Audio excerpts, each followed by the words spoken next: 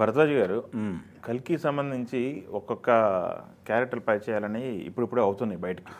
మొన్న వచ్చినటువంటి అమితాబ్ బచ్చన్ గారి అశ్వత్థామ ఏంటి అసలు? కమల్ హాసన్ గారిది ఒకటి బయటకు వచ్చింది, అశ్వత్థామ. దీపికాది కూడా దీపికాది ఒకటి బయటకు వచ్చింది. ఏంటి క్యారెక్టర్ పరిచయాల తర్వాత వీడియోలు చూసినప్పుడు మీకు అనిపిస్తుంది ఏంటి అంటే ఈ సినిమా కథ ఆయన తీసుకున్నటువంటి స్పాను 6000 సంవత్సరాలని చెప్తున్నాడు. నాగశ్విన్ తీసుకున్న స్పాన్ అంటే క్రీస్తు పూర్వం మొదలై క్రీస్తు శకం ఇప్పుడు ఉన్నటువంటి ప్రపంచం కూడా దాటి వెళ్ళిపోయింది. అది ఏడీలో కూడా ఆఫ్టర్ డెత్లో కూడా ఎక్కడికో వెళ్ళిపోయినటువంటి కథని ఇంత వైడ్ స్పాన్లో కథ చెప్పబోతున్నాను నేను అనేది ముందే చెప్పాడు ఆయన. దీనికి మహాభారతాన్ని రెఫరెన్స్గా తీసుకున్నాడు. మహాభారతంలో ఏ క్యారెక్టర్ని కూడా దానికి సంబంధించిన వివరాలు మీకు ఒకచోట దొరకవు. ఏ పాత్ర గురించి తెలుసుకోవాలన్నా కానీ మొత్తం మహాభారతం చదవాలి. ఓకే, చదివితే తప్ప పూర్తిగా మీకు ఆ క్యారెక్టర్ అర్థం కాదు.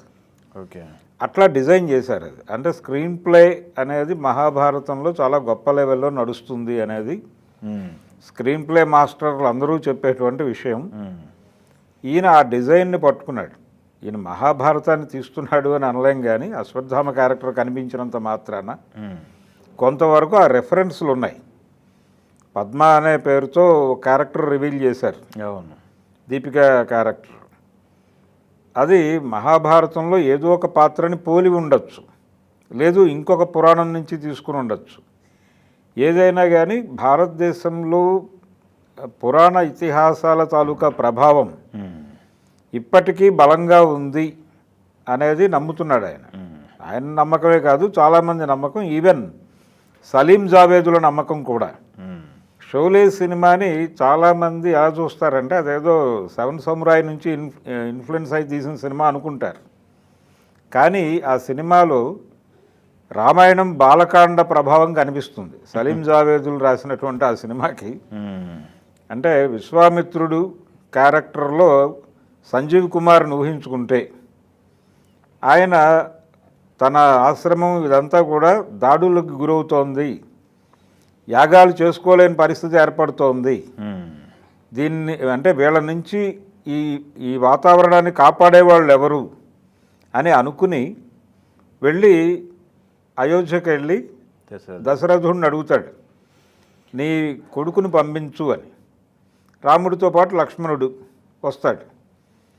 ఈ రామలక్ష్మణుల పాత్రల్లో మనం ఇక్కడ ధర్మేంద్ర అమితాబ్ బచ్చన్లను ఊహించుకుంటే అక్కడ చంబల్ వ్యాలీ దొంగలు వచ్చి ఆ ఊర్లన్నిటి కూడా నాశనం చేస్తూ ఉంటారు. వాళ్ళ నుంచి ఆ ఊళ్ళను కాపాడటానికి ఆయన వెళ్ళి గవర్నమెంట్ని అడుగుతాడు, నాకు బలానా ప్రిజన్లో అంటే ఇతను అంతకుముందు జైలు సూపరింటెండెంట్గా చేసి ఉంటాడు, వాళ్ళిద్దరిని నాకు ఇస్తే వాళ్ళతో వీళ్ళ సంహారం చేస్తాను అని.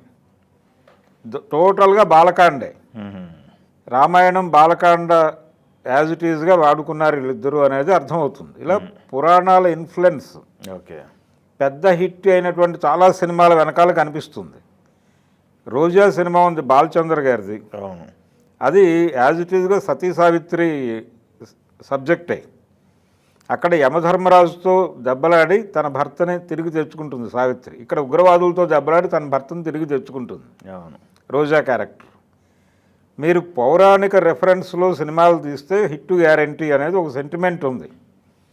ఈయన కొంత లైన్ని ఫాలో అవుతున్నట్టుగా మనకు అర్థమవుతుంది. ఈ క్యారెక్టర్ ఇంట్రడక్షన్ చేస్తున్న పద్ధతి చూస్తే అశ్వత్థామాని పెట్టడము, అశ్వత్థామ చాలా కీలకమైనటువంటి పాత్ర అవును భారతంలో.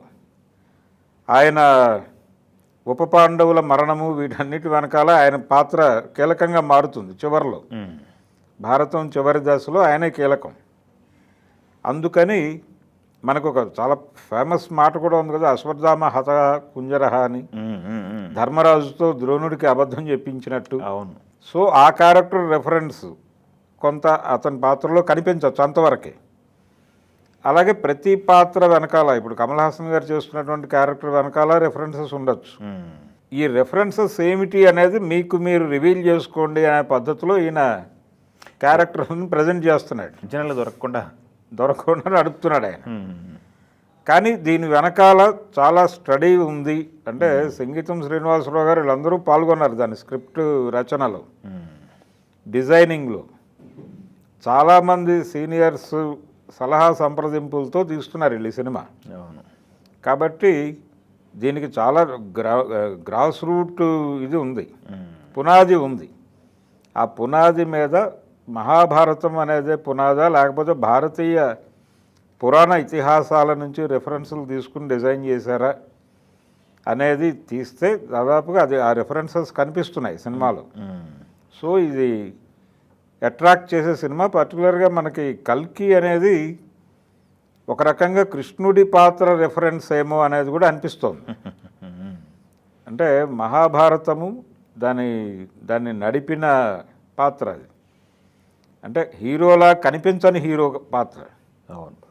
టోటల్గా ప్రతి సన్నివేశం కదలికలోనూ ఏదో మేరకు కృష్ణుడి కంట్రిబ్యూషన్ ఉంటుంది.